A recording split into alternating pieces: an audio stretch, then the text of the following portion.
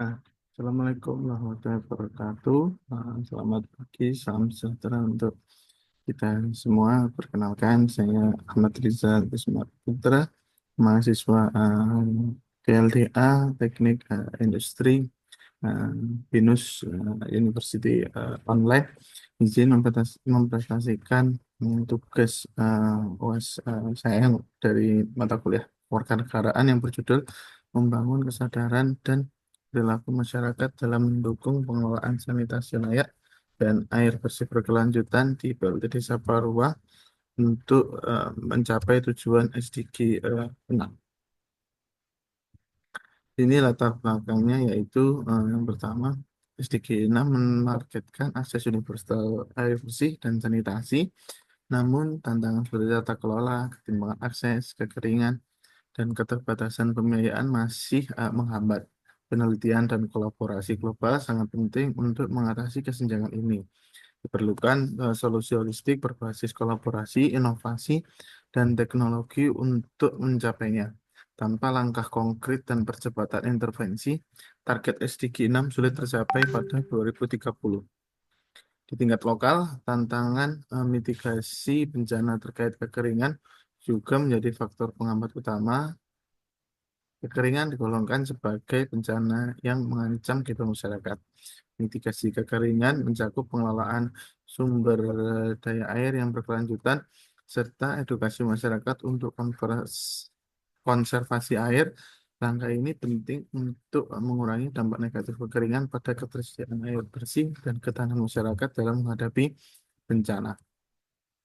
Untuk mempercepat pencapaian SDG 6, diperlukan pendekatan holistik yang melibatkan tata kelola yang inklusif, solusi pembiayaan inovatif, dan kolaborasi berbasis teknologi. Untuk rumusan masalahnya, yaitu yang pertama terkait tata kelola tidak terintegrasi. Di sini ketidaksesuaian kebijakan dan kurangnya kemitraan publik dan swasta yang menghambat distribusi dari air bersih itu sendiri.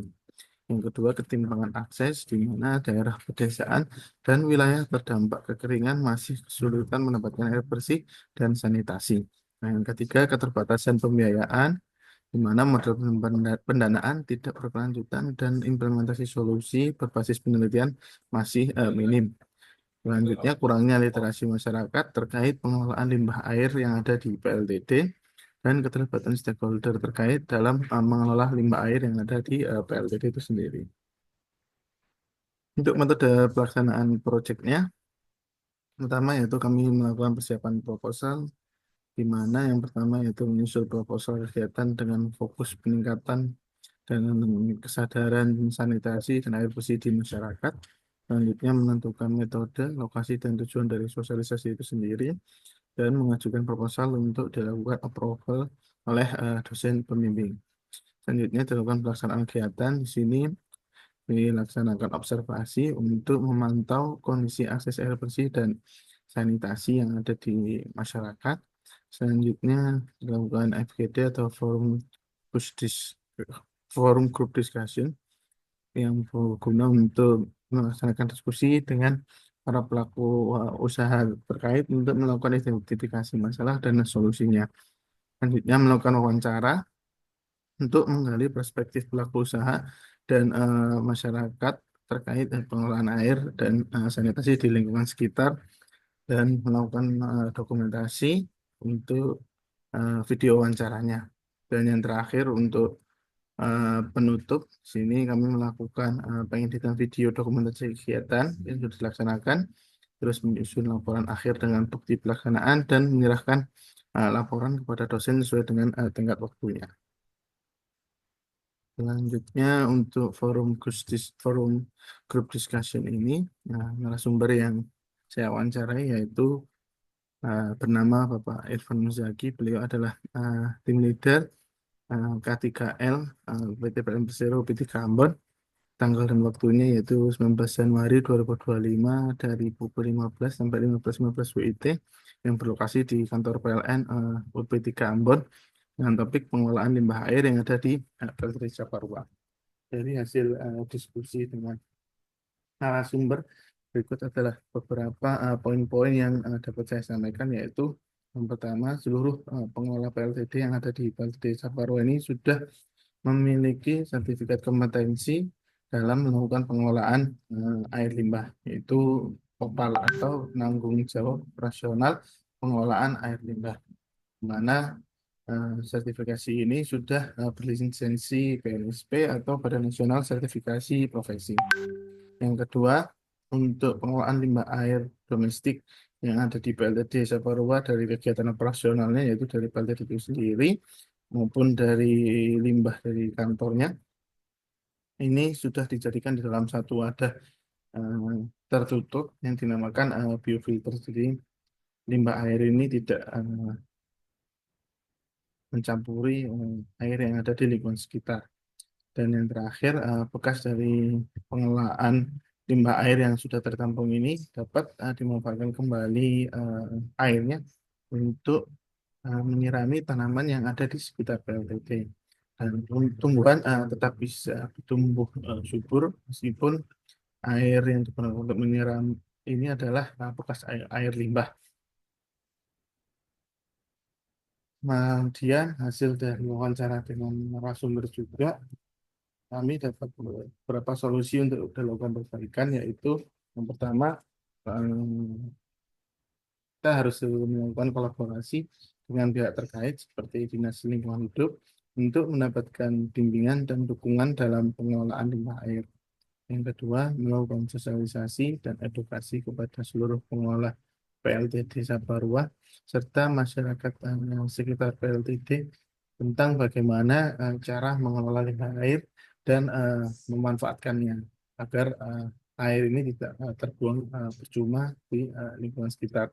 Selanjutnya, dilakukan monitoring dan pemantauan rutin terhadap kualitas air dari limbah yang dihasilkan oleh PLTD Saparua seperti BOD, COD, dan kadar pH minimal setiap 3 bulan sekali, di mana monitoring dan pemantauan ini dilakukan oleh pihak independen.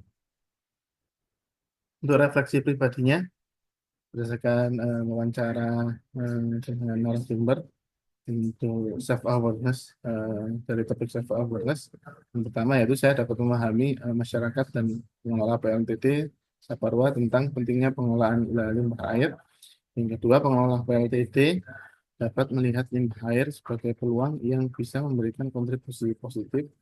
Dan yang ketiga, kesadaran dari para stakeholder berperan penting dalam keberlanjutan lingkungan sekitar.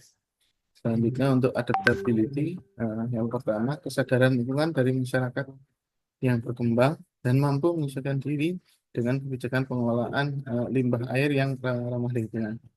Yang kedua, masyarakat mendukung dan berkontribusi terhadap pemanfaatan limbah air agar lebih bermanfaat.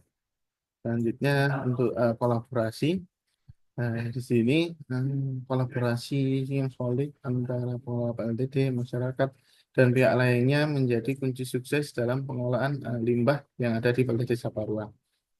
Selanjutnya, yang kedua, dampak positif dari pengelolaan limbah PLTD Saparua ini juga mendorong berbagai pihak untuk lebih peduli dan bisa memberikan contoh bagi pelaku usaha lain, khususnya yang ada di sekitar Saparua, untuk melakukan tindakan proaktif demi keberlanjutan lingkungan.